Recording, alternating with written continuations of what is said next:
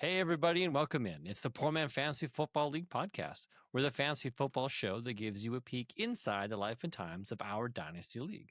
I'm your host, Mike, and with me, as always, is my friend Andrew. And tonight is Wednesday, April 2nd. We took last week off, if you guys didn't notice. And we might do that again sporadically throughout this lame and boring off season we call the Void. But we decided to jump on tonight and give you guys a little bit of love. And how we're going to do that is talking trash about trash, because that's the kind of news that we got for you. Andrew, how are you doing? I'm doing all right, I guess. And yourself? Doing good, man. I can't complain. The snow has finally stopped. The weather is warming up and everything's starting to melt. That snowstorm last week was brutal. Yes. Yes.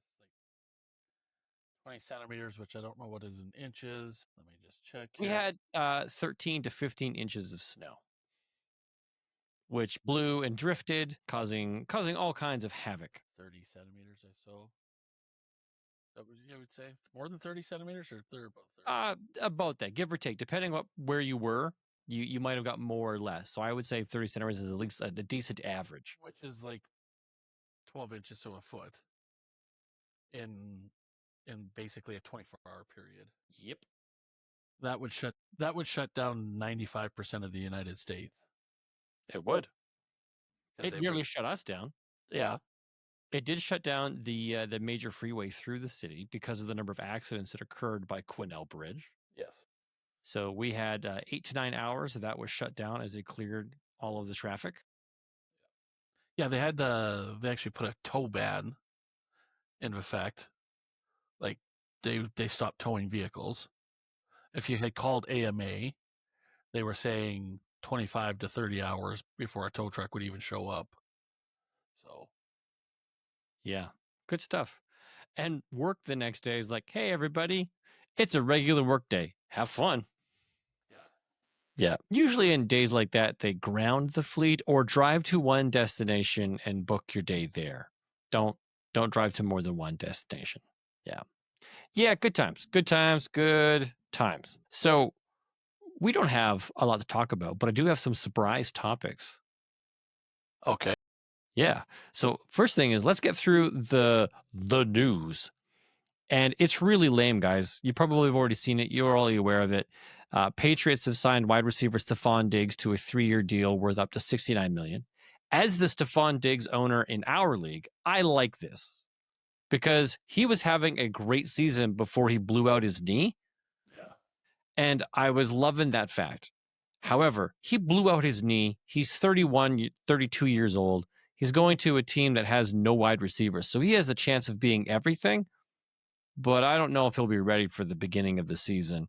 And I don't know what point or what that's going to look like, but it does give me some hope that there will be some kind of fantasy value in the last year or two of Stephon Diggs' career. I think it's going to be either a boom or a bust. He is, in his heyday in Buffalo, he had a really, really good quarterback thrown to him. Uh-huh. Well, I shouldn't say that because I can't stand Josh Allen, but he's still a good quarterback. He's still a good quarterback, yes. In New England, Drake May, he's still developing. Yeah, but that's what I mean. Like it's are they going to be able to get that chemistry? Are they going to be able to work together? Is Stephon Diggs going to not have enough patience to say, "Hey, I got to work with this kid to bring him up to my level"? And does he just run away? Right. So I think it's going to be either a really, really good move for you, or come mid-season you're going to be looking to move him, or cut him, off of a reputation, move him to somebody else who might take the chance on him. I'm willing to move him now if somebody wants to take a chance on him. Take a chance at this news. Hey, let's pump up and then dump. Yeah. But like I said, I think for him, it's going to be, I don't think it's going to be a middle of the road because of his ego. All or nothing. With his ego, it's, I got to be the only guy getting the ball or I'm going to be pissed off. And well, he's in a good situation for that because they don't have anybody else. Nobody really rose up. True.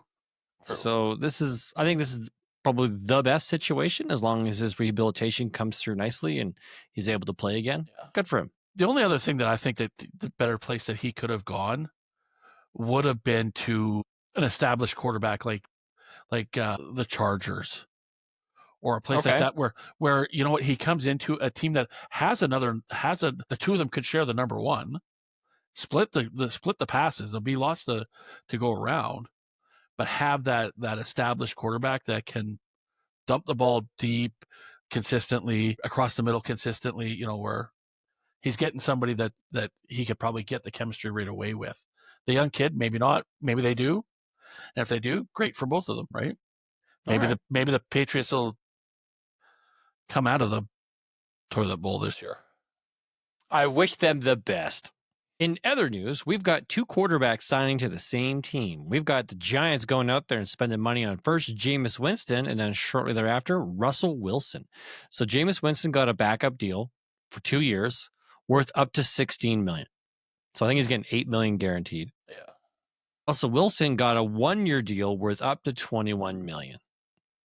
I think what the Giants did was, hey, he's got probably 1 year left, and that's it. And we'll pay him like he's worth it. And if he doesn't, it's only a 1 year deal, right? And I think they've already come out and announced, hey, we're not going to go after a quarterback early in the draft. If somebody falls to the 7th round, or 6th and 7th round, hey, we'll take them. But they're not actively going after anybody with these two guys on their roster now. I think they'll tank for next year. Yeah. Hopefully it doesn't. Well, I shouldn't say hopefully, but for Giants fans, you know, in their case, hopefully it doesn't backfire on them and Russell Wilson gets hot and they end up like 3rd in the league and they have a crappy pick next year, and they'll end up like the Steelers at pick 21. Yeah, around there somewhere, and it messes up your whole, hey, I had a plan to get the 1st or 2nd round pick, or the 1st overall or 2nd overall pick, and oh Jesus, we won way too many games. Yeah, but not enough to be relevant to win a Super Bowl. Yeah. You get knocked out in the 1st round of the playoffs if you make the playoffs. Yeah. All right, in other news, the Saints have signed their old friend, wide receiver Brandon Cooks. And if I remember correctly, didn't he leave that organization? When they signed not a good way. When they signed Michael Thomas. Yeah. So he's like, I don't know if it was on bad terms. I don't remember that. I remember him being traded and then like essentially bouncing around to other teams every year since. Yeah. I still liked him with the Rams. Brandon Cooks? Yeah. But obviously nobody likes him around because he never lasts long anymore. Yeah. Maybe he's a problem in the locker room. Don't know. I imagine he's got some kind of chip on his shoulder that allows him to move on. And then this last little bit of news I just added, Aaron Rodgers reported to be practicing with DK Metcalf. Yeah, he went and they had workouts there in Pittsburgh. Mm-hmm. The rumor is that he's real close signing with Pittsburgh. Which, hey, great. That's one team Cincinnati doesn't have to worry about now then. But again, I think he's in the same boat as Russell Wilson. You got 1 year left. Maybe if you can pull a Geno Smith 1st year Seattle out of your hat and have a great season and shock the hell out of everybody, maybe you get a 2nd year. But I can't see these guys last as a starter, not lasting more than a year. No, to me, these are undraftable assets in any format. Like, unless you're drafting the entire league, I wouldn't want. Like, I'll give you an example.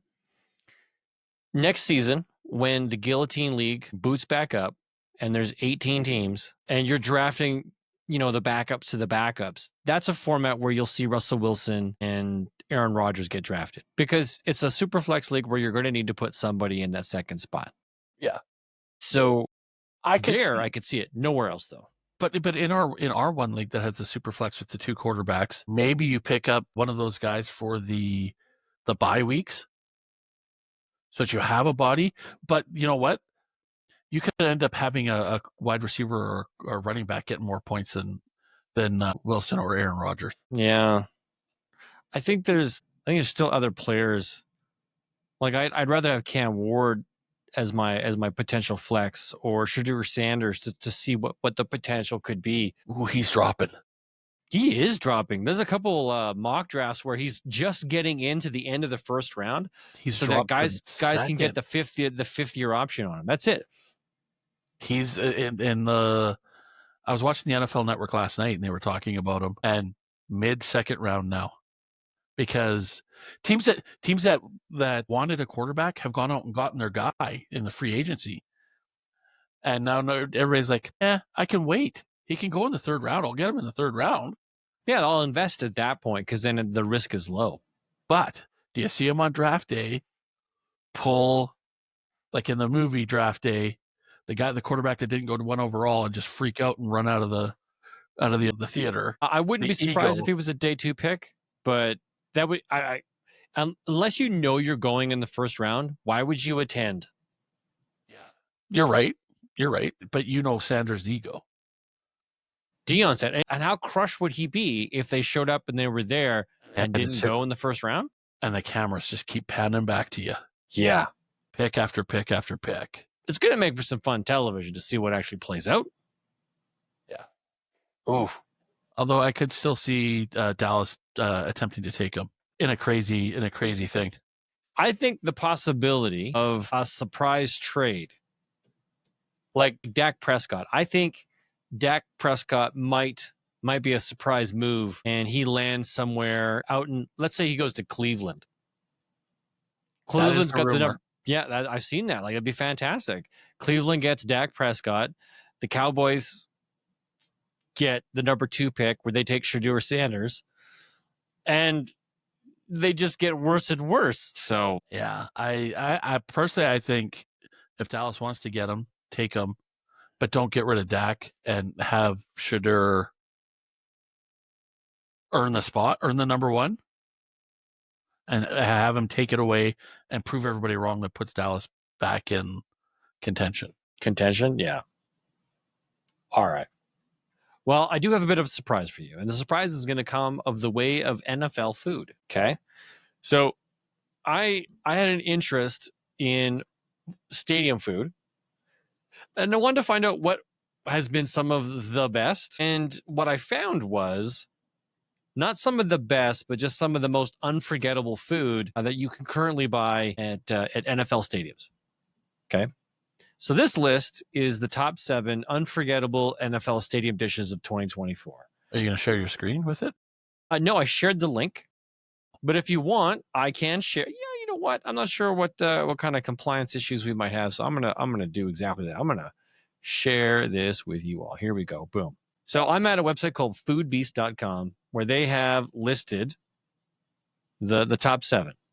And currently number 1, I'm going to blow this picture up so everybody can see, is this bad boy right here, which to me looks absolutely revolting. Like, that is a coma for me. I can't have sugar, and this just looks it'd be bad. It looks like a burrito full of candy. That's exactly what it is. It is the Arizona Cardinals State Farm Stadium Cotton Candy Burrito. Arguably the hottest NFL stadium offering this year, the Arizona Cardinals introduced the Cotton Candy Burrito as a new item at State Farm Stadium for the 2024 season. It's one of more than 50 new food items that the Cardinals are offering as part of an effort to improve the fan experience. The burrito is made up of cotton candy flavored ice cream, Fruity Pebbles, Fruit Loops, marshmallows, Skittles, mini M&Ms, gummy bears, and sprinkles, all wrapped in a cotton candy shell, priced at $15. This food porn item is available in sections 222 and 247. Thank you, but no. Yeah, that's a big no. Now, I'm a meaty, savory kind of guy. I have zero fun when it comes to sweets. Like, that's not my thing. So, not an item I'd want to hunt for. What do you said no, right? Like, you're out? Okay. No. Number 2 on the list is the Indianapolis Colts Lucas Oil Stadium called The Ringer. Let's have a big look at this picture. It looks like a corn dog wrapped in blue aquamarine crack. That's probably like corn chips. Let's have a look here. While a foot-long corn dog isn't necessarily unique or bizarre, I'm just a corn dog enthusiast, and this just looks delicious. The Ringer is a foot-long corn dog covered in honey and blue taki crumbs. Oh, thanks, but no thanks. Yep. Next, we got the Philadelphia Eagles Lincoln Financial Cannoli Nachos. Now that looks all right. Is that fruit on it? It does look like there's fruit on there. Is it strawberries? It is strawberries. And blueberries and... What are they doing here? I never thought such a dish like this would be available at a football game. However, I'm proud to introduce the cannoli nachos. This delectable dessert dish is comprised of cannoli shells and is topped with Valhorona chocolate, whipped ricotta, diced strawberries, strawberry pearls, pistachio dust, caramel sauce, espresso dirt, micro mint, lemon, and donut sugar. 0 for 3 so far. Yep. We go to Baltimore for number 4 at NT Bank Stadium, the crab pretzel. Let's have a look at this thing. Do you think there's a crab in there? I don't know. Maybe it's mixed in with the dough. Maybe there's crab meat mixed in with the dough. I mean, mixed. Oh, okay. All right. Let's read up on it. I like where it's going so far. A nod to Maryland's famous blue crabs, this crab pretzel is a new food item at NT Bank Stadium, the home venue to the Baltimore Ravens. As a seafood enthusiast, I think this personally trumps a stadium hot dog. It's a soft, chewy pretzel shaped like a crab, served with crab dip for dipping. Huh. And at 30 below in December, it's a frozen weapon that people will whip at the players on the field. Yeah, there we go. Okay. All right, number 5, we're going to Dallas Cowboys A&T Stadium. Oops, all berries waffle. So it's a waffle that looks like it's got Fruity Pebbles on it. Yeah, like freeze-dried. Yeah. It does look freeze-dried. Yeah, no thanks. Forget the Dallas Cowboys cheerleaders. We're here for the Oops, all berries waffle. This feels like a kid's ideal breakfast in the 90s or today's adult's childhood dreams come true in dessert form. Topped with house-made berry syrup, whipped cream, and Cap'n Crunch. Oops, all berries. Fans can find this one at the Hall of Fame Southeast and Southwest concession stands. I got to say, for like at home on the weekend, maybe, but not at a football game. No, it's too messy. Yeah, that's okay. Now we're going to Kansas City, Arrowhead Stadium, Tom and Jerry's walk-off. So it looks like a corn dog with Chiefs in it with ketchup and mustard and cotton candy on the end. Why? I don't know. Okay, Kansas City Chiefs are taking savory and sweet to the next level with their Tom and Jerry's walk-off corn dog. It's one of the newer dishes offered at Arrowhead Stadium and is named after the play that won the Kansas City Chiefs to the 2024 Super Bowl.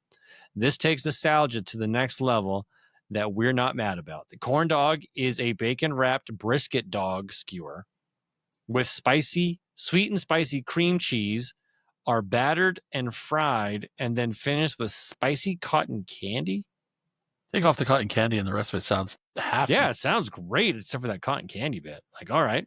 Last but not least, we got the Seattle Seahawks Lumen Field, the Versus dog. Let's see what we can see in here. It looks like a hot dog or a sausage. Kind of a Japanese. Yeah, look at some seaweed in there, some green onions, some other white onions. Or whatever the crap hawk, whatever the crap hawk picked up in the marina. The trash bird? Yeah. The Lumen Field launched a new food and beverage program called Home Taste Advantage to bring local food options and signature selections. This includes a variety of hot dogs, some with an elevated twist. At each Seahawks home game, fans can take a bite out of one of these specialty hot dogs inspired by the opponent's hometown. Okay. Well, that's kind of neat. Sounds like a delicious competitive rivalry that Seahawks fans can partake in.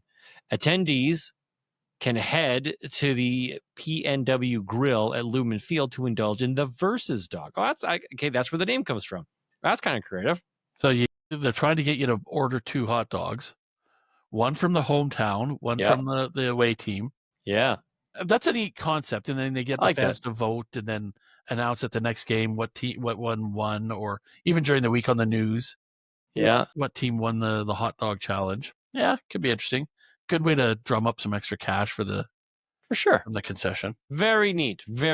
I wanted to, and what spawned this is my friend Daryl. You may remember, he actually started messaging me saying, "Hey, when does the NFL schedule come out?" And he's asking me questions, and I was like, "Hey, man, like I'm happy to have these questions, but why are you asking me? Are you planning a trip?" He's like, "Maybe I'm going to Houston for a real estate conference, and if there's a game, I'd like to go, but I wanted to see, like, do I want to go ahead of the conference or stay after the conference. Okay, fair enough. Unfortunately, the schedule doesn't release until May. And anyways, and it got me talking. Like, I've actually been to the Houston stadium twice and really enjoyed the tailgating outside. And I remember going to a preseason game in Detroit, first time I ever saw an NFL game there. And when you bought a ticket for an extra $15, you got an all-you-can-eat pass. So you take your little pass and you'd go and get popcorn or these hot dogs or sausages.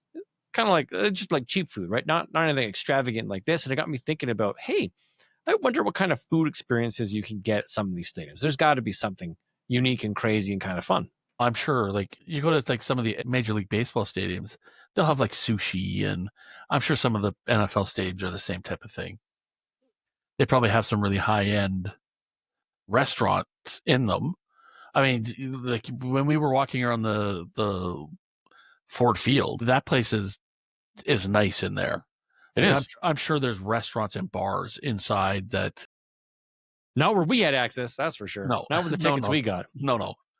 But if you're in like the gold clubs or whatever, right? Like, I'm sure there's some really nice food that you can get and stuff like that. Knowing what we know about the stadiums we have attended, more and more stadiums are building the entertainment districts around the stadium. So it's not just like you're showing up in the stadium and everything's contained.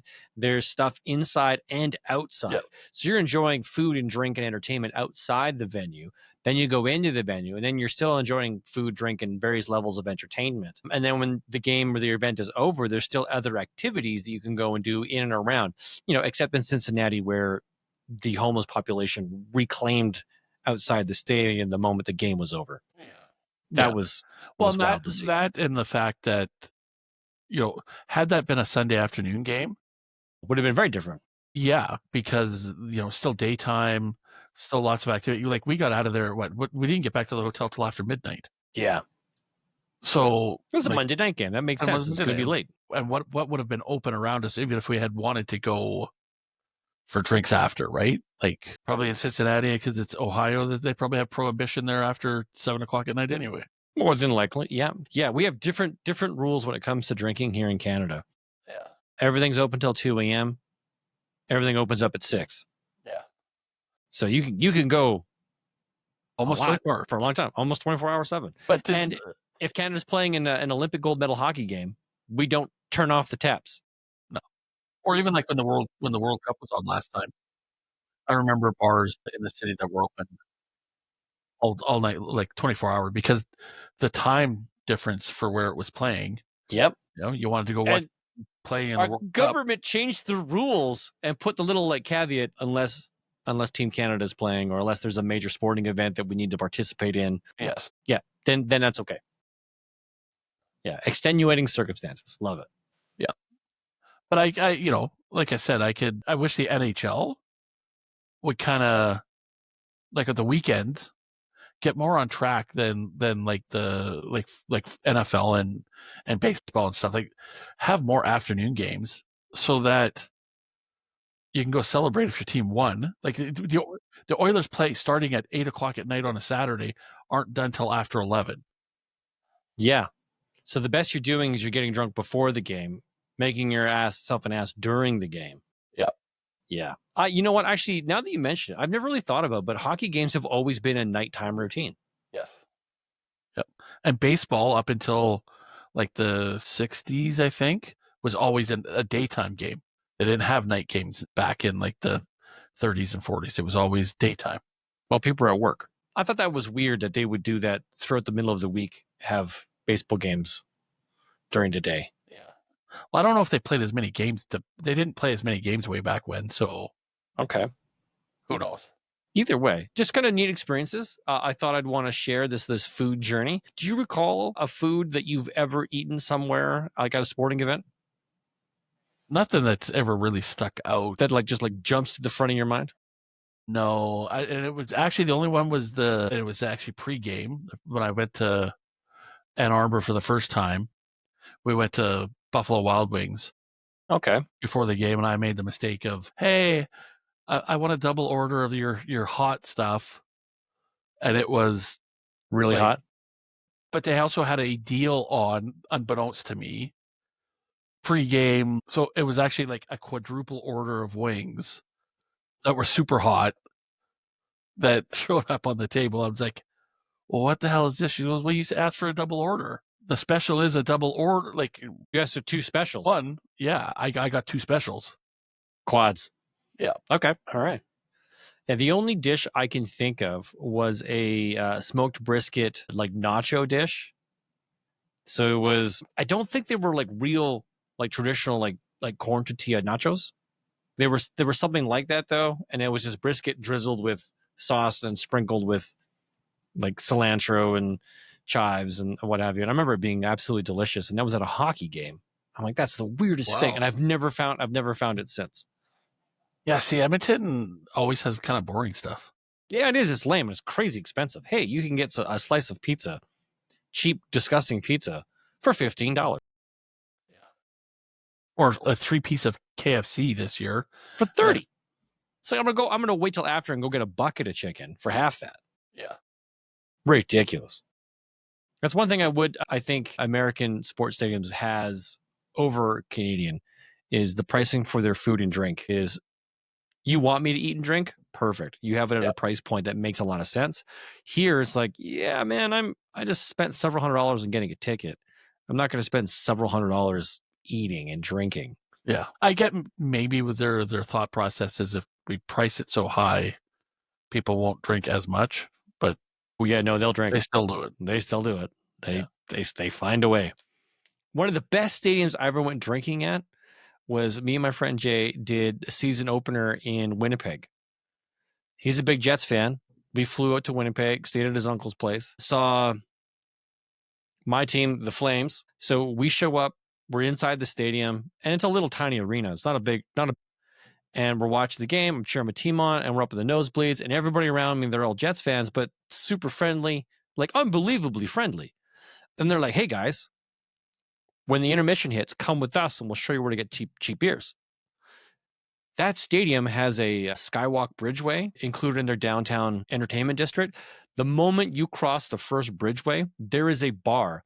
And inside the door of the bar is a beer tub where they sell $5 beers.